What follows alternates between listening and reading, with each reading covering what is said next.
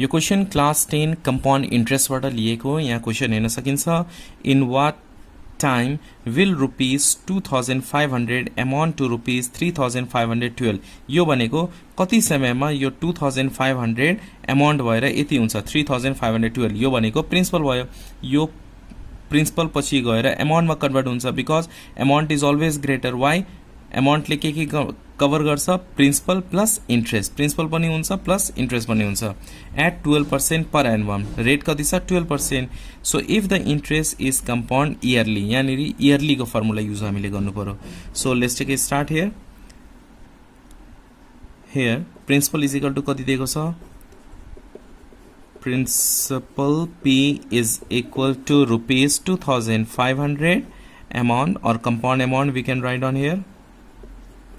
Compound amount A is equal to rupees 3512.32.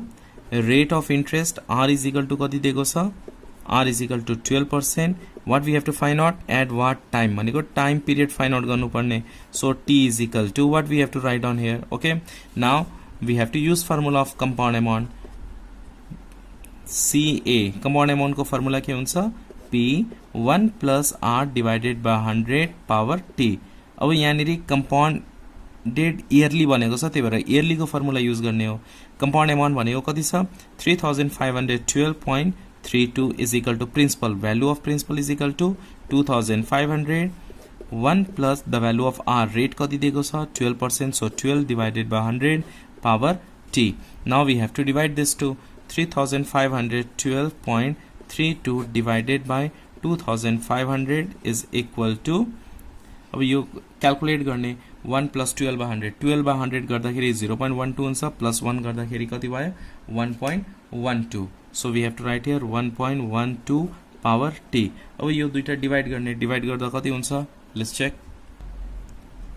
1.404928 is equal to 1.12 power T. अब यहाँ T को value कसरी निकाल्ने? T को भ्यालु निकाल्नलाई हामी के गर्नुपर्छ?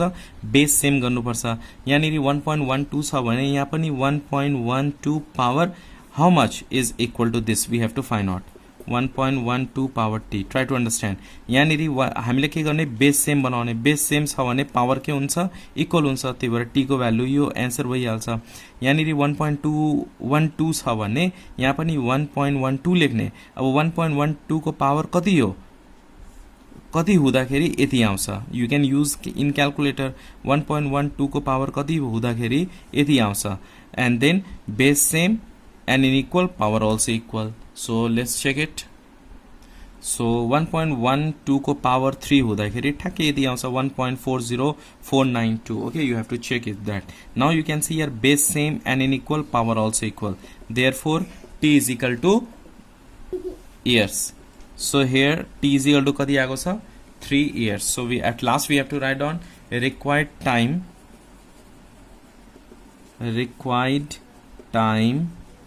T is equal to 3 years. Hope you understand this question. Video बुझ्नु भने please like गर्नु होला. Look at the next question. On what sum of money will the difference between simple interest and annual compound interest for 2 year at 5% per annum be equal to 50? यहाँ question मजाले पढ्नुस् है। On what sum of money भनेको sum of money भनेको हामीले principal find out गर्नुपर्ने छ। Will the difference between simple interest and annually compound interest. Annually compound interest र simple interest को डिफरेन्स भनेको दुईटा सबट्र्याक्ट गर्दा कति इयरमा? 2 इयरमा रेट कति छ? 5%। कति हुन्छ यो? 50 रुपीज हुन्छ। दुईटैको डिफरेन्स कति हुन्छ? 50 रुपीज हुन्छ। So let's take a start here. Solution very important, maximum times repeated in exam. यहाँनिर rate R is equal to कति छ? R is equal to 5%। Time is equal to कति छ यहाँनिर? Time T is equal to 2 years. So write down here 2 years. According to question यहाँ के बनेको छ? Difference between compound interest र simple interest कति हुन्छ? Equal to 50.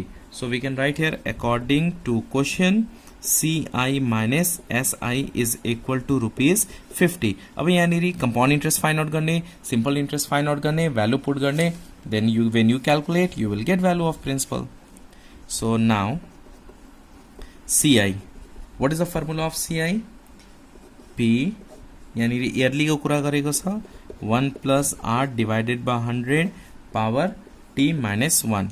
Okay, so CI C P को value P ने राख्ने 1 plus R, value of R is equal to 5, so we have to write here 5 divided by 100 power T. T को value कति छ 2 years, so write down here 2 minus 1 and then calculate this 5 divided by 100. So 5 divided by 100 गर्दाखेरि 0.05 आउँछ plus 1 गरिदिने 1.105 आयो. Okay, so we can write here P 1.05 whole square minus 1. अब P 1.05 को whole square कति हुन्छ? जस्ट क्याल्कुलेट 1.05 into 1.05 गर्दाखेरि कति भयो? 1.1025. त्यसमा 1 सब्ट्र्याक्ट गरिदिने 1 सब्ट्र्याक्ट गर्दा कति हुन्छ? 0.1025 and when you multiply we get 0.1025p. Similarly, simple interest find out गर्ने यसको फर्मुला के हुन्छ?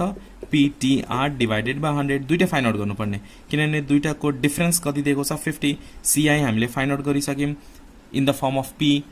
SI पनि फाइन्ड आउट गर्ने in the form of P. P को प्लेसमा P नै राख्ने, प्रिन्सिपल भनेको P नै हो, टाइम भनेको 2 years, rate means 5% divided by 100. अब यो क्याल्कुलेट गर्ने 5 2 जा 10, 10 डिवाइडेड बाइ 100 कति हुन्छ? 0.1, so we have to write 0.1p. Hope you understand up to here. Now, अब क्वेशन लेके भनेको छ according to question CI minus SI यो दुईटाको डिफरेन्स कति छ? 50 रुपीस छ. So CI minus SI is equal to rupees 50. CI compound interest कति आएको छ? 0.1025p माइनस सिम्पल इंट्रेस्ट हामीले कति फाइन्ड आउट गर्यौं यहाँनेरि? 0.1p is equal to 50. अब यो दुईटा सब्ट्र्याक्ट गर्दिने, यो दुईटा सब्ट्र्याक्ट गर्दा कति हुन्छ? 0.0025p is equal to 50. अब यो हेर्नुस् है, यो दुईटा मल्टिप्लाईमा छ भने के गर्ने? डिवाइड गर्ने. So p is equal to 50 divided by 0.0025. Therefore, we get p is equal to rupees 20,000. So required principal P is equal to rupees 20,000. Hope you understand this question taken from class 10 compound interest. यस्तो खालको क्वेशनहरु maximum times repeat भएको छ एक्जाममा, SEE मा र सेन्टरमा पनि. So if you understand, please hit the like button. New हुनुहुन्छ भने please subscribe गर्नु होला and do not forget to share with your friends. Thanks for watching till last. Keep supporting and keep sharing.